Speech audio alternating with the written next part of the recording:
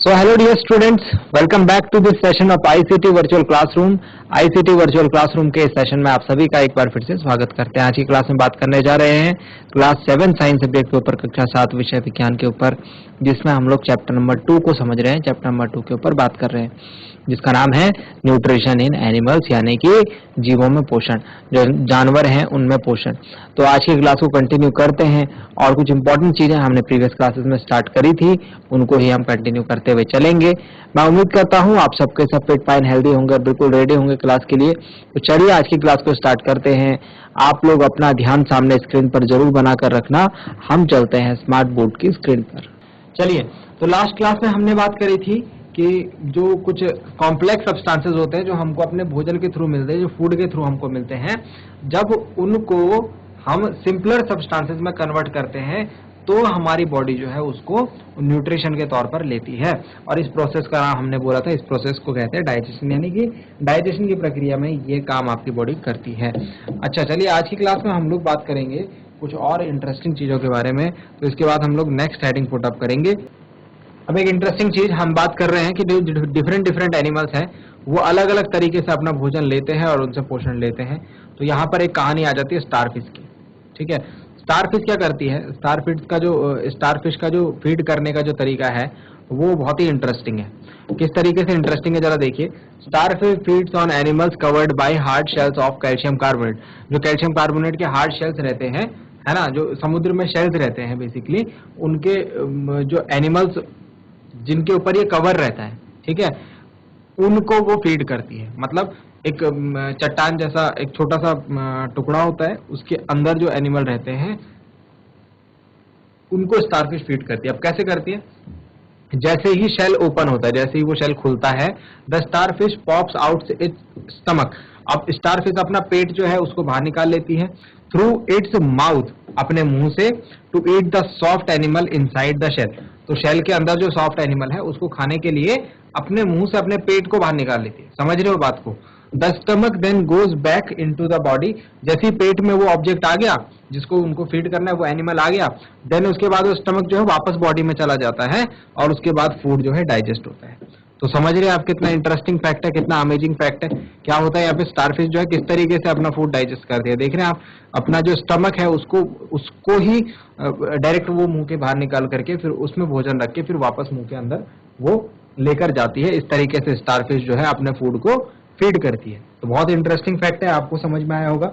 इसी तरीके से हर एक जानवर में अलग अलग तरीके से जो ये डाइजेशन का प्रोसेस है वो होता है। मैंने आपसे प्रीवियस क्लासेस में भी डिस्कस किया था कि यहाँ पर हमने डिस्कस किया था आपके साथ, क्या डिस्कस किया था कि जैसे अगर बात करें मधुमक्खियों की या फिर जो हमिंग बर्ड्स की, तो ये क्या करते हैं, suck the nectar of plants. तो ये क्या करते हैं, प्लांट से उनका रस लेते हैं और वहां से अपना पेट भरते हैं। Infants of human and many other animals feed on mother's milk. जो मानव के जो बच्चे होते हैं या फिर जो कुछ जानवरों के बच्चे होते हैं वो क्या करते हैं, अपनी माँ के दूध पर जो है निर्भर रहते हैं। उसके बाद स्नेक्स की बात करें, जैसे पाइथन है, एक सांप है, ये क्या करते हैं, ये जिस जानवर को ये शिकार करते हैं उसको पूरा का पूरा निगल जाते हैं।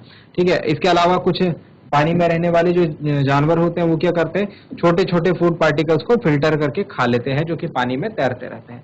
तो इस तरीके से हम क्या बात कर रहे हैं, समझने की जरा कोशिश करना कि हम ये समझ रहे हैं कि जो डिफरेंट एनिमल्स है बच्चों, हमारे आसपास जितने भी आपको एनिमल्स दिखते हैं, जितने भी जानवर दिखते हैं, सबका जो फूड प्रोसेसिंग जो तरीका है, फीडिंग का जो तरीका है, वो सबका अलग अलग है।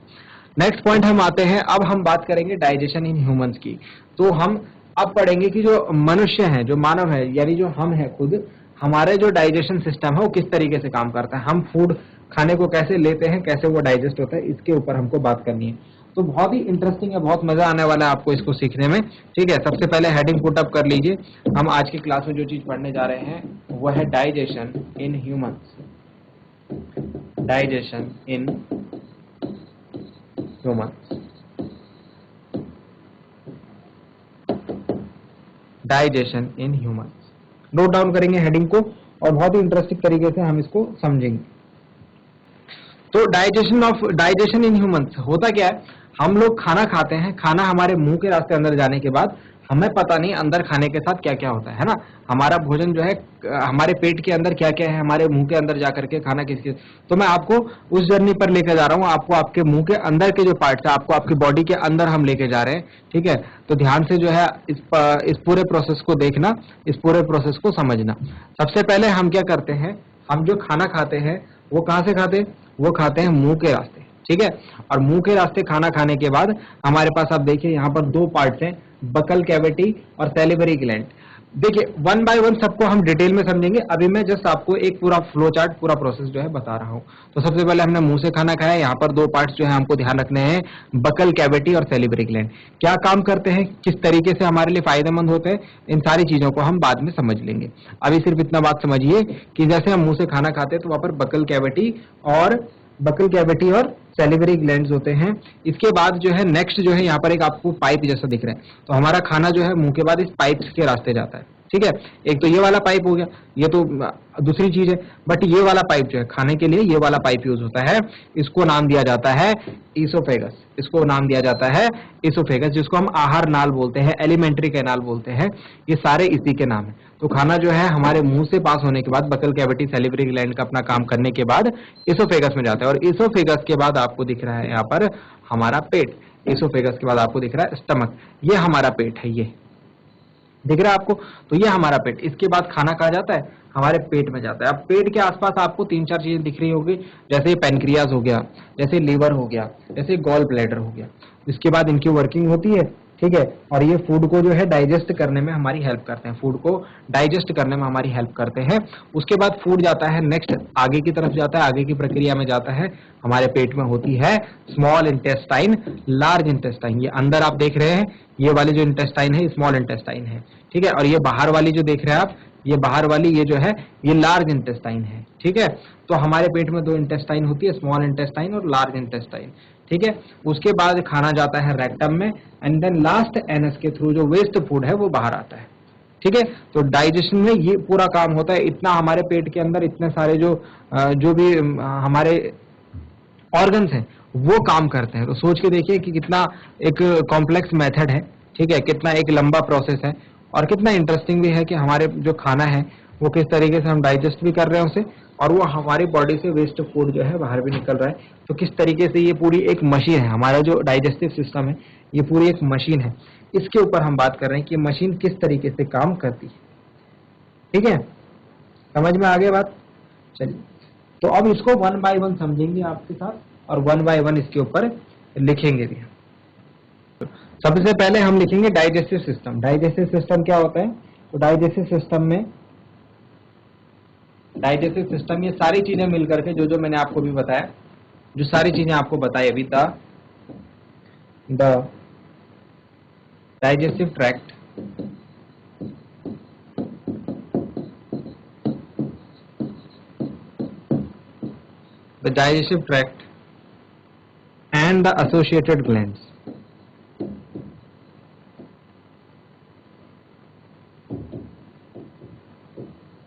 and the associated glands.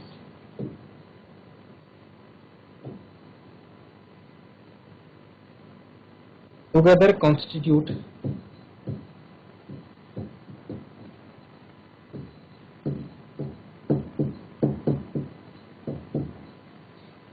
constitute the digestive system।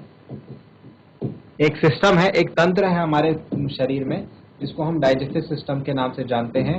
ये कौन बनाता है, पूरा डाइजेस्टिव हमारा ट्रैक्ट है, जो भी ग्लैंड्स है हमारी बॉडी में, ये सब मिलकर के इस सिस्टम का निर्माण करते हैं, जिसको हम कहते हैं डाइजेस्टिव सिस्टम।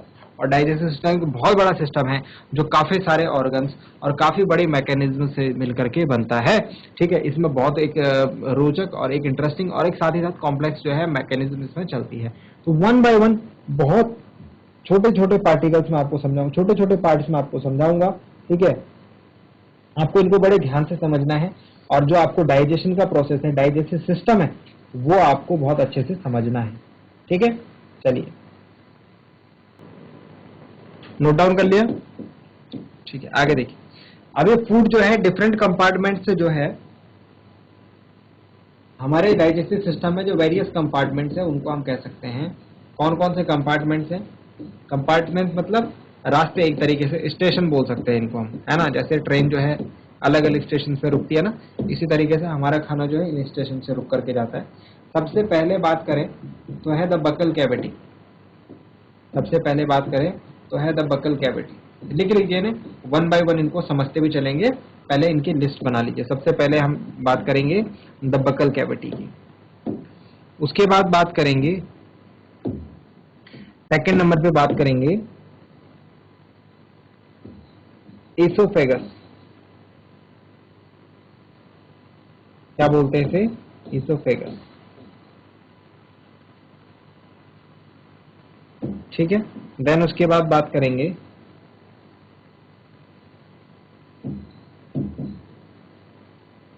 स्टमक।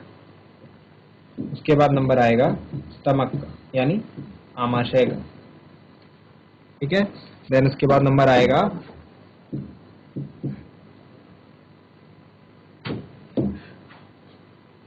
स्टमक के बाद नंबर आएगा स्मॉल इंटेस्टाइन का, छोटी आंत।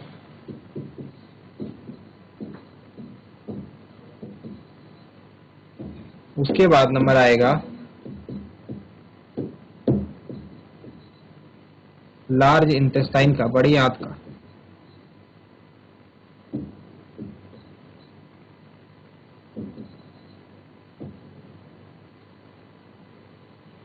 एंड लास्ट नंबर आएगा एनस का। तो बकल कैविटी से स्टार्टिंग होती है इस प्रोसेस की, और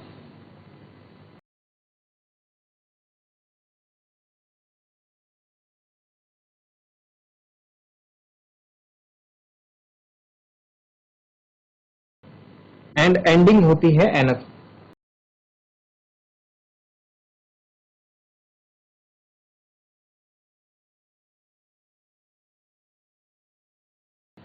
ये 6 पार्ट्स लिखिए इसे। ये डिफरेंट कंपार्टमेंट्स हैं जो कि हमारे भोजन को मुंह से और एनस तक लेकर के जाते हैं और उसे डाइजेशन का जो पूरा प्रोसेस है उसको कंप्लीट करते हैं।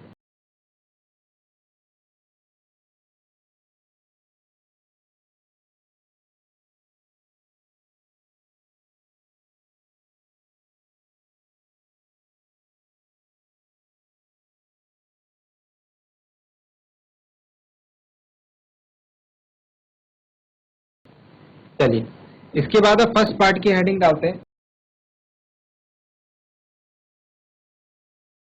फर्स्ट पार्ट की हेडिंग डालते हैं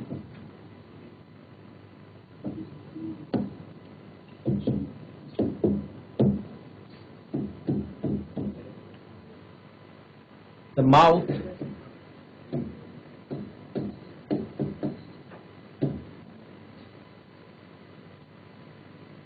एंड बकल कैविटी।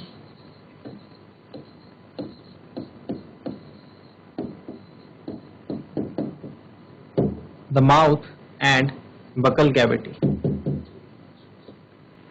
तो सबसे पहले माउथ की बात कर लेते हैं, हमारे मुंह की बात कर लेते हैं। खाना जो है हमारे शरीर में प्रवेश करता है मुंह के रास्ते, है ना। हम सब भोजन कैसे करते हैं? अपने मुंह के रास्ते करते हैं। ठीक है। तो मुंह से जो खाना हम लेते हैं, यहाँ पर आपको ध्यान देना, इसकी जो प्रोसेस है, the process of taking food, the process of taking food into the body. मुंह के रास्ते शरीर में फूड को लेने की, जो खाने को लेने की जो प्रोसेस है, इसे हम कहते हैं इज कॉल्ड इंजेशन। क्या कहते हैं इसे? हम इंजेशन कहते हैं। फर्स्ट पॉइंट तो ये ध्यान रखना है आपको। इंजेशन क्या होगा? इंजेशन वो प्रोसेस होगी जिससे हम खाने को अपने मुंह के रास्ते जो है अपनी बॉडी में पहुंचाएंगे।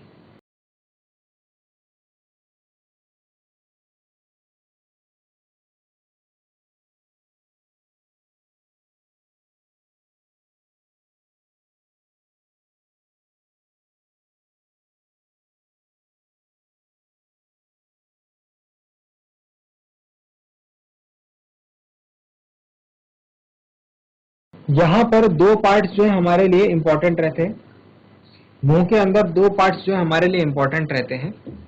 वो पार्ट कौन कौन से हैं? दो पार्ट है यहाँ पर, ए और बी। ए में आ जाते हैं हमारे टीथ, हमारे दांत, और बी में आ जाता है हमारा टंग, हमारी जीभ। तो दोनों पार्ट की वर्किंग समझते हैं कि जब हम खाना हमारे मुंह में होता है तो दांत और जीभ जो है किस तरीके से वहां पर अपना काम करते हैं, क्या फंक्शन उनका रहता है, किस तरीके से उसको हेल्प करते हैं डाइजेशन की प्रोसेस में। तो सबसे पहले अगर बात करूं तो हमारे दांतों का सेट कुछ इस तरीके से होता है, ऐसा आप फिगर में देख रहे होंगे, है ना। तो इस तरीके से हमारे दांतों का एक सेट होता है, ऐसे हमारे मुंह में दांतों के दो सेट होते हैं, है ना, दिख रहा होगा आपको। इस तरीके से हमारे मुंह में दांतों के कितने सेट होते हैं, दो सेट।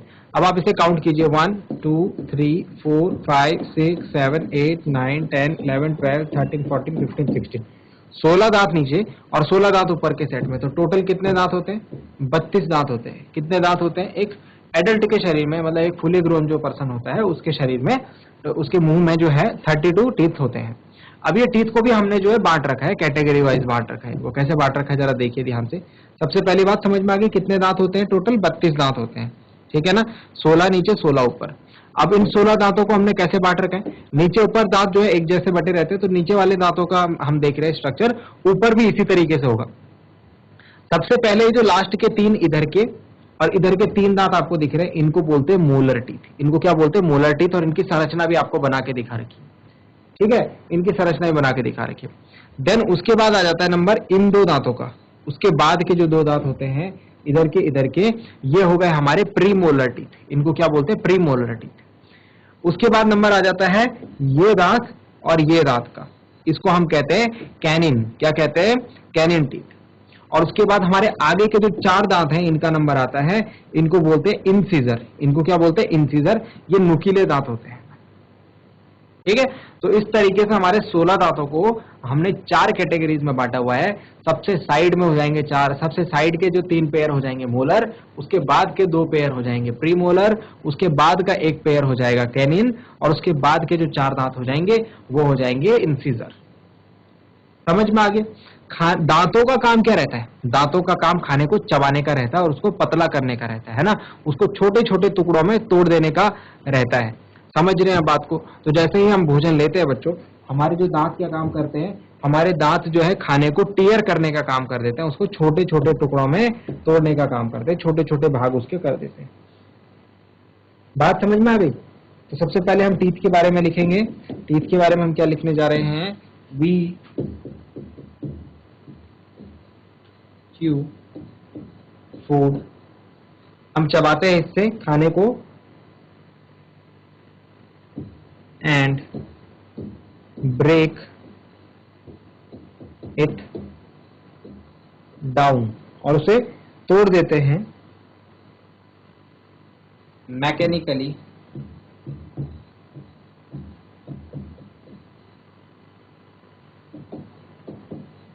इनटू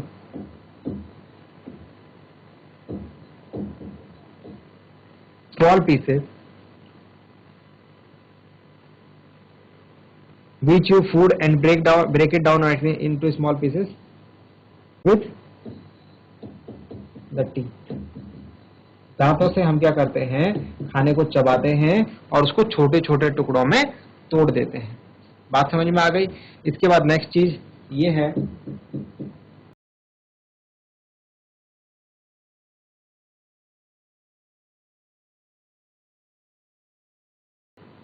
नेक्स्ट चीज ये है कि दांतों के हमने क्या कर रखी है, 32 टीथ होते हैं हमारे मुंह में। कितने दांत होते हैं, 32 टीथ होते हैं, ठीक है। इनको हमने 4 पार्ट्स में डिवाइड करा हुआ है। सबसे किनारे के जो 4 पेयर हो गए, सॉरी 3 पेयर हो गए मोलर। कितने मोलर होते हैं, ब्रैकेट में नंबर लिख रहा हूं, 6, 3 एक तरफ 3 एक तरफ, ठीक है। उसके बाद होते हैं प्रीमोलर, ये कितने होते हैं, 4, 2 एक तरफ 2 एक तरफ। उसके बाद आते हैं कैनिन, ये होते हैं 2, ठीक है। और उसके बाद लास्ट में आता है हमारे पास इंसीजर, ये होते हैं हमारे पास 4। तो 6 और 4 10 और 2 12 और 4 16 दांत हो गए। 16 दांत नीचे, 16 दांत ऊपर, इस तरीके से सेट पूरा बना रहता है हमारे दांतों का। समझ में आ गई बात? ये चीजें हमने अभी तक पढ़ी हैं। दांत के बारे में समझ में आया, दांत किस तरीके से होते हैं। अच्छा, आपने एक और शब्द सुना होगा बचपन में अपने, जिनको हम बोलते हैं दूध के दांत। बोलते हैं ना दूध के दांत। दूध के दांत का मतलब क्या होता है? मिल्क टीथ हम इन्हें कहते हैं, इंग्लिश में हम इन्हें कहते हैं मिल्क टीथ। और दूसरे दांत होते हैं परमानेंट टीथ। मतलब दूध के दांत जो होते हैं, बचपन के दांत होते हैं, वो टूट जाते हैं, उसके बाद जो दांत आता है उसको परमानेंट टीथ बोलते हैं। वो जो है हमेशा फिर आपके साथ आपकी जिंदगी भर वो दांत आपके रहेंगे। ठीक है, तो मिल्क टीथ और परमानेंट टीथ में क्या डिफरेंस है? दूध के दांत और जो आपके जो दांत होते हैं उनमें क्या अंतर है, इसको हम समझते हैं। यहाँ पर देखो क्या लिखा हुआ है। Do you remember about falling of your teeth some years ago? The first set of teeth grows during infancy and they fall off at age between 6 to 8। मतलब infancy मतलब जब आपका जन्म होता है उसके बाद से 6 से 8 साल के बीच में आपके जो दांत है वो टूट जाते हैं। जो बचपन के जो दांत होते हैं ना, वो क्या होते हैं, 6 से 8 साल तक आपके टूट जाते हैं। जो ये दांत होते हैं इनको कहते हैं मिल्क टीथ। इनको क्या कहते हैं? जो आप दूध के दांत बोलते हो ना, मिल्क टीथ, इनको बोलते हैं। जब ये टूटते हैं तो नए दांत आते हैं। जब ये दांत टूटते हैं तो नए दांत आते हैं। इनको हम कहते हैं परमानेंट टीथ। इनको हम कहते हैं परमानेंट टीथ। ठीक है, अब उसके बाद ये परमानेंट टीथ क्या है? आपकी जिंदगी के साथ जो है आपके साथ चलते रहते हैं, या फिर अगर आपको दांतों की कुछ बीमारी लग जाती है तो फिर ये खराब हो जाते हैं, है ना। मतलब फिर ये है कि फिर ये दांत नहीं टूटते। ठीक है, और मिल्क टीथ जो है आपके 6 से 8 साल तक आपके टूट जाते हैं इन्फेंसी पीरियड के बाद से। बात समझ में आ गई? तो ये एक इंटरेस्टिंग फैक्ट है, इसको आपको ध्यान रखना है। अब आप जरा ध्यान से समझिए, हमारे पास जो दांतों का सेट है, हमारे पास जो दांत होते हैं, इनमें से कुछ दांत हम काटने के काम में लाते हैं। मतलब जैसे आपको कोई चीज काटनी हो तो आप अगर आपको सोचिए, अगर आपको सैलेड खाना हो, है ना, अगर आप ककड़ी खा रहे हैं या फिर एप्पल खा रहे हैं, तो आप उसको ध्यान देते हैं कभी कि आप कौन से दांतों से खाते हैं? आप उसको दांत के आगे वाले पार्ट से काटते हैं, है ना, और फिर उसको पतला करने के लिए यहाँ पीछे भेज देते हैं। तो हर प्रकार के दांतों का जो है कुछ रोल है। अब इसको हम इस टेबल के बेसिस पर समझेंगे। ये टेबल आपको बनानी है। अभी ये टेबल को जल्दी से ड्रॉ कीजिए अपनी कॉपी में। मैं समझाता हूं आपको इसमें क्या करना है। इसमें आपको क्या करना है, आपके दांत का प्रकार, कौन से दांत आप कटिंग में यूज करते हैं, बाइटिंग में यूज करते हैं। मतलब काटने के लिए, अगर आपको किसी को दांत काटना हो, है ना, और अगर आपको मैं जैसे बात कर रहा हूं एप्पल आप खाएंगे, तो एप्पल को काटने के लिए दांतों से कौन से दांतों का यूज करेंगे। उसके बाद पियर्सिंग एंड टीयरिंग टीथ, जिनसे आप छेद करते हैं और जिनसे आप चीजों को तोड़ते हैं। ठीक है, च्यूइंग एंड ग्राइंडिंग टीथ, और वो वाले दांत कौन से हैं जो खाने को चबाने और उसको पतला करने में, उसको पीसने के काम आते हैं।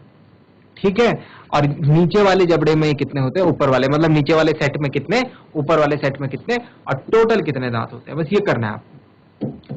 बात समझ में आ रही है या नहीं आ रही है? इस टेबल को आप बनाइए। ठीक है, और बना करके घर से आज जरूर ये टेबल आप फिल करेंगे। और इस टेबल को फिल करने के लिए आप स्वतंत्र हैं। आप क्या करेंगे, आप जो है इसके लिए आप हेल्प ले सकते हैं किसी की भी। ठीक है, इस टेबल के लिए आप हेल्प ले सकते हैं किसी की भी, और समझ सकते हैं कि ये किस तरीके से हम इस टेबल को भरेंगे।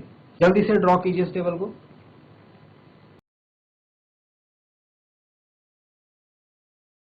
तो उम्मीद करते हैं आपको आज की क्लास में जो बातें बताई गई हैं वो समझ में आए होंगे, इंटरेस्टिंग लगे होंगे, और कुछ नया सीखने को आपको आज की क्लास में जरूर मिला होगा। साथ ही साथ ये भी उम्मीद करता हूँ घर से आप इन चीजों को एक बार रिवाइज करके जरूर लाएंगे। मिलते हैं अगली क्लास में ऐसे ही किसी इंपॉर्टेंट और इंटरेस्टिंग टॉपिक के साथ। क्लास से जुड़ने के लिए आप सभी का बहुत बहुत धन्यवाद। Thank you very much and have a nice day.